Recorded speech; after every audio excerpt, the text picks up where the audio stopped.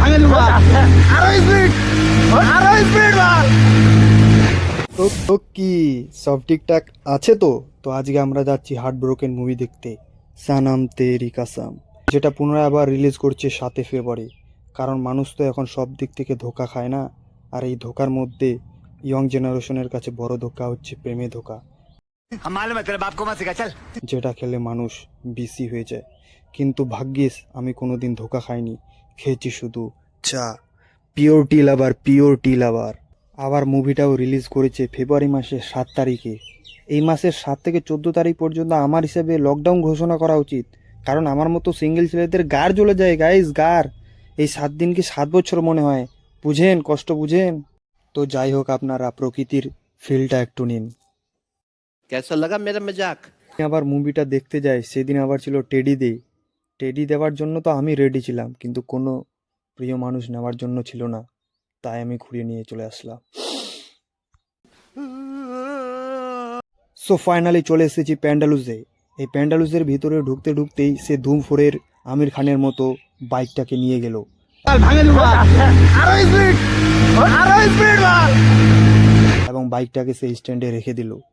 আমি তাকে বুঝালাম, দেখ, তুই যদি বাইকটাকে আকাশের উপর দিয়ে আনতিস তাও ধুম 5-এ তোকে নিত না, ওই ঋত্বিক রোশনকেই নিত। তারপর আমাকে বললো, বালের কথা ছাড়, আমাদের দুইজনে ভিডিও কর, নাহলে আবার নিয়েই যাব না। ওদেরকে বললাম, এই বিল্ডিংটা দেখিস, আমি একদিন কিনে নেব। সে বলল, টিকিটের দামটা দিয়ে দিস খালি তুই তোর। গজব বেইজ্জতি है। তারপর আমিও ফ্রন্ট ক্যামেরা চালু করে আমি আমার স্টাইলটা দেখাইতে শুরু করলাম, কিন্তু কেউ দেখেনি গাইস, কেউ দেখেনি। নাটক কম করো প্রিয়। এই লিফট দিয়ে উপরে যাওয়ার পালা, কিন্তু কষ্টের বিষয় সেই সময় 2টা লিফটই পড়েছিল, কারণ ভাগ্য খারাপ থাকলে যা হয়। আর আমাদের ভাগ্য তো আগে থেকেই খারাপ, কারণ আমাদের কোনো কিছুই নাই, গার্লফ্রেন্ড নাই, টাকা নাই, কিচ্ছুই নাই জীবনে, কিছুই।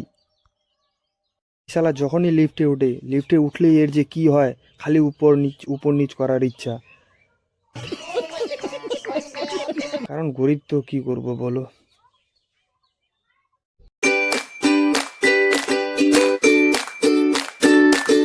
তারপর গেলাম টিকিট শোয়ে লাইনে। টিকিট শো করার পর ডাইরেক্ট সিনেমা হলে না গিয়ে গেলাম বাথরুমে, কারণ শালাদের ট্যাঙ্কি ফুলে গেছে।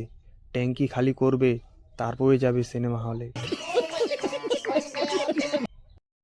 বাথরুম থেকে বের হয়ে নায়কের মতো এন্ট্রি নিয়ে শুধুমাত্র সিনেমা হলে এন্ট্রি দিব, তখনই আবার হার্ট ব্রোকেন হয়ে গেল।